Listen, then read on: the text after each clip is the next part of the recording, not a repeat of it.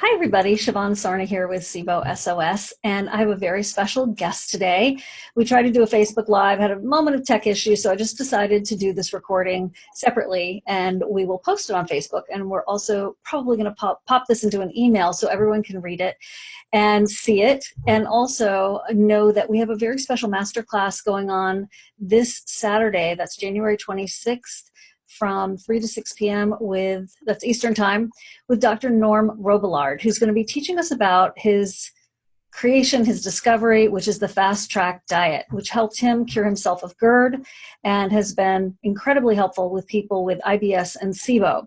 It's different than the low FODMAP diet.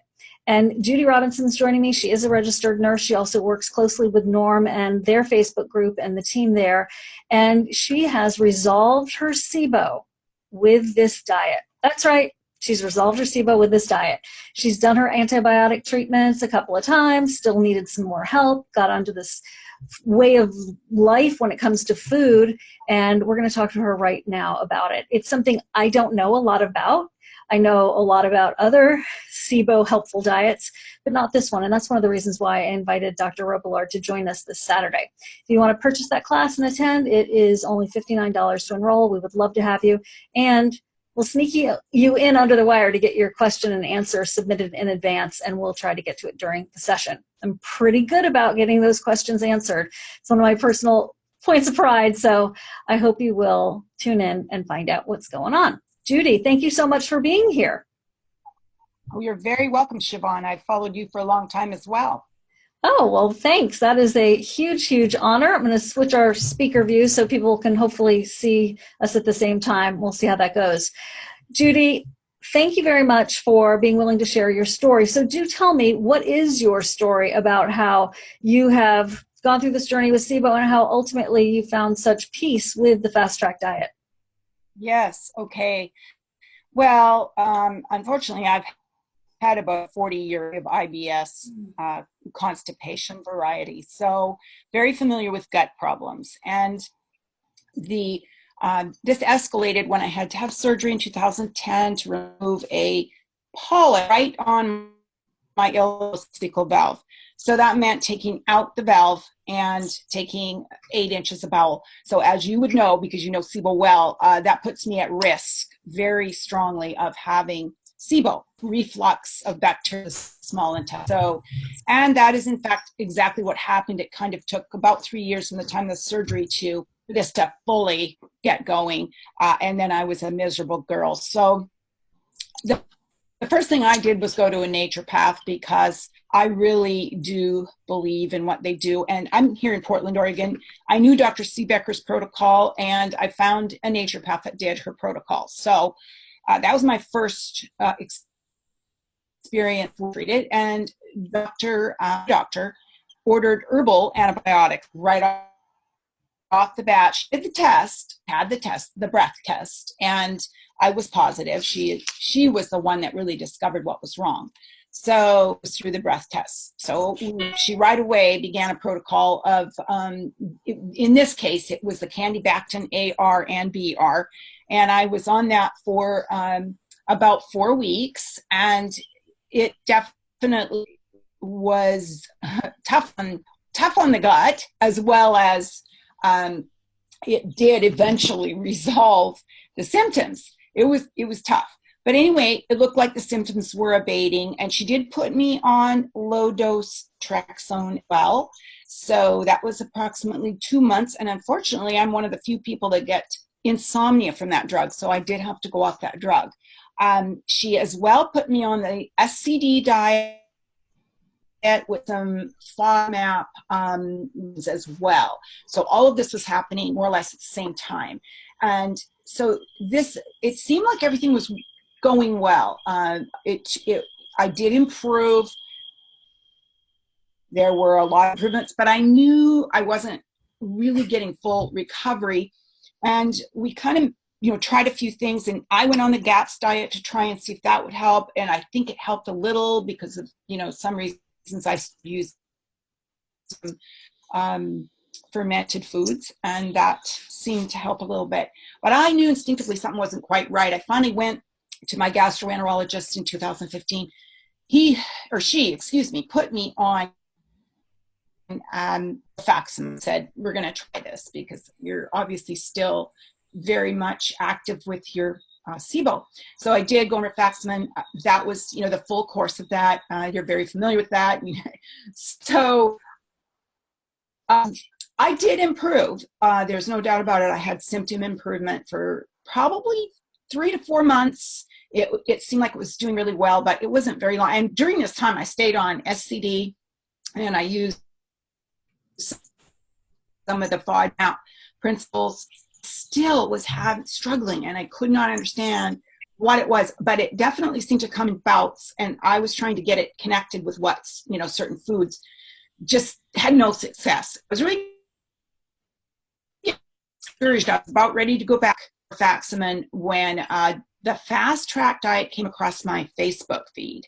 I had never seen this diet, and I thought I had, looked at all of the diets. In fact, I think I did try all of this. So I read Dr. Norm's explanation, and being a nurse, I knew exactly what he was talking about with the glycemic index, and how he developed his diet was just brilliant. So I immediately knew the kind of the missing piece in the whole thing.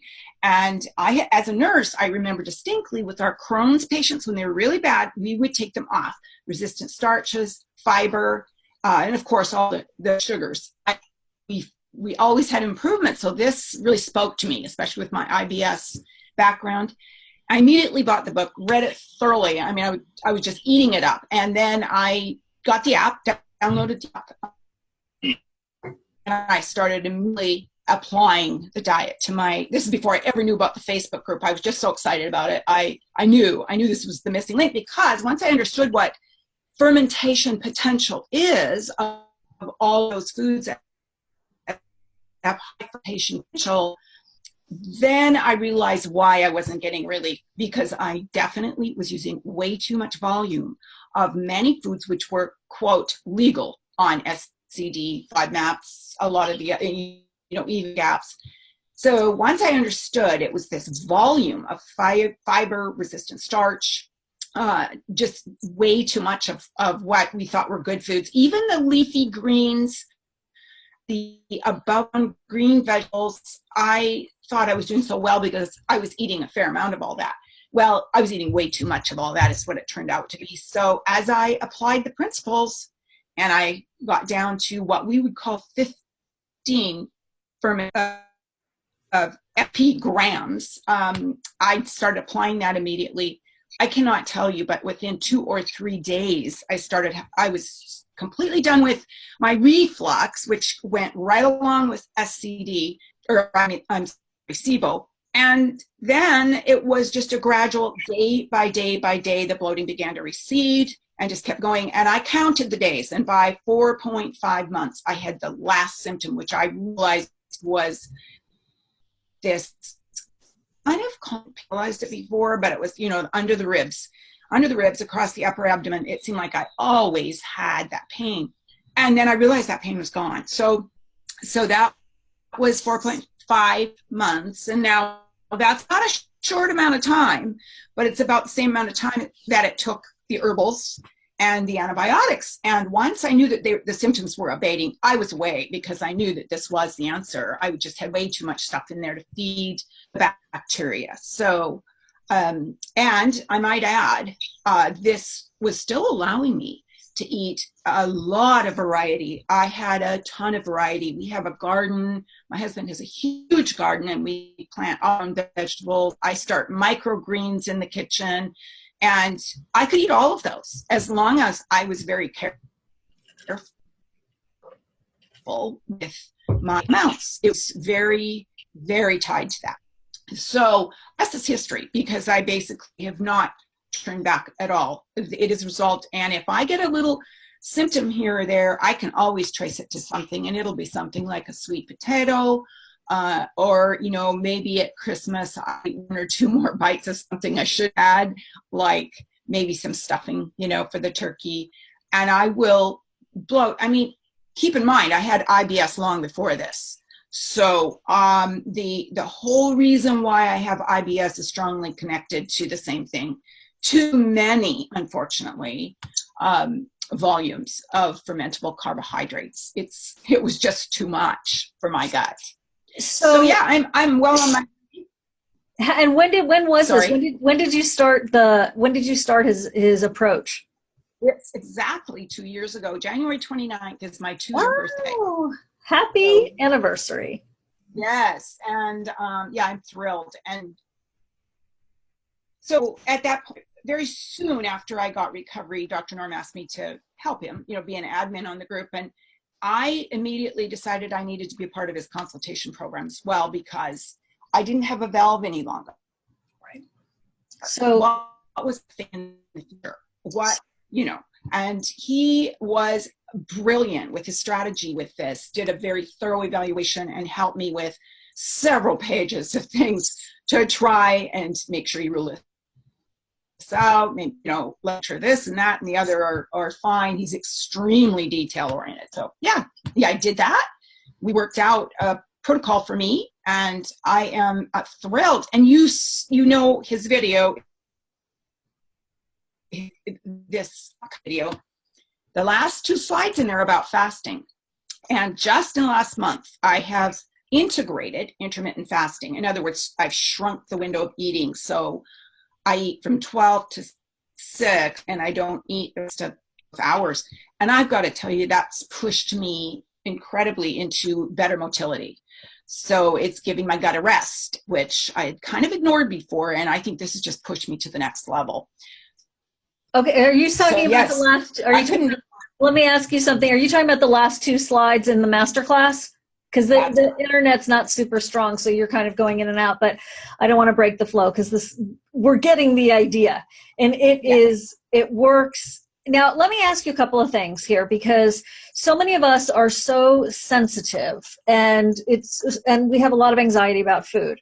So you have no ileocecal valve, which is like perpetual SIBO. Let's face it, that's your poster child for it. And when I hear, so I'm just going with that's the baseline. That's a worst case scenario. When I hear you talk about how you had a few extra bites of something, there's a fine line between sort of an eating disorder and being careful about what you eat. So obviously you don't have an eating disorder. You wouldn't be moderating, and you wouldn't, all that. And God bless anyone who does. But do you find that you're freer to eat more things, therefore you can be like, oh, you know what? I'm not going to eat that extra bite because I think that's going to put me over the edge. Or is it like, oh, I better not eat that bite because I'm afraid of it? No, I definitely am freer. And, we use this word cheat. Well, I don't call it cheat. I call it selecting, because I will choose my battles. Like if I know we've got a holiday coming up, I'm going to be extremely careful in the days before and the days after, because one thing that I didn't mention, I did discover, and we all discover on FTD, is that it accumulates. Like there can be some excess carbs in your upper intestine, from maybe too many FPs 3 or 4 days before. And once I had, this was nuts. In trying to nibble a little bit on nuts for several days, I was rinsing, soaking, and drying nuts. And I kept putting 1 or 2 in my mouth, right? Bad habit. I just did. Well, I learned that accumulation over several days will cause more bloating. It's just more starch than the upper intestine can tolerate for those of us that have this problem.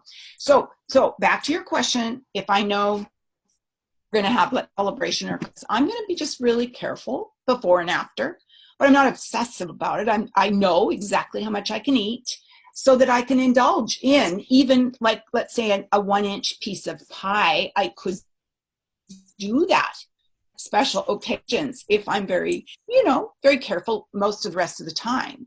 So this is all about large amounts of the wrong kinds of foods. It's all about accumulations over many days if we're not careful.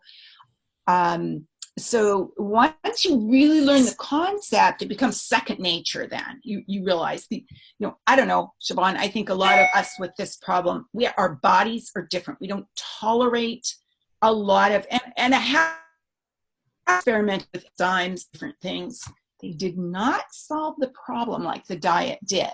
So it isn't just not being able to digest because of lack of amylase. It is, there's just, in my case, obviously I've got to watch those amounts, but everybody has a different underlying cause, as you have very well explained in all of your videos.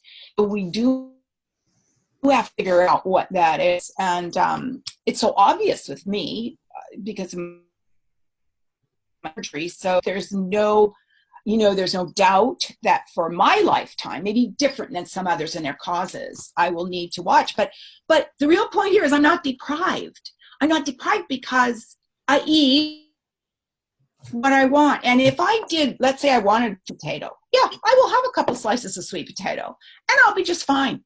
Or 3 maybe. I know what I can do. I know what the limits are. So that's the real power here, is you're going to know what are your limits. You can gin some things once in a while as you wait. If you wait until your gut's healed. A lot of people get really impatient. They're like 2 days into the diet. Oh, I can't do this. I can't eat anything. And my symptoms aren't, we get so anxious about our food. We really do. But those of us that have really just said, okay, we're going to just go for it here. We're going to get in there and go for it. We have had great results with this stuff. So, yeah. Well, hat is off to Dr. Norm, I got to tell you. Thanks, Dr. Norm Robillard. Listen, I am so thrilled to hear your story, Judy, and I know the internet wasn't totally perfect, so I can't control that, but I didn't want to stop. I want to get the message out. Come listen to Dr. Robillard this Saturday and find out if you can have those kinds of results for you that Judy has had. So it is a system about fermentation and understanding how much you can handle. I love that, Judy, that you're talking about the accumulation, because I think a lot of us think, oh, well, 24 hours has passed. I went to sleep. I woke up. I went to sleep again. Surely all the food's out of my gut that was from a couple of days ago, and it's a whole fresh start. But it actually isn't, is it? It's not necessarily sunrise to sunset, a sleep cycle. It really has to do with your own personal motility. And I think that point that you're making is so, so valuable and understated and not spoken about enough. So thank you. I can't wait to learn from Norm more. And thanks for that tip about the intermittent fasting. That's really, really helpful too. Good talking to you, Siobhan. Exciting times. Thank you. Thank you, dear. Bye.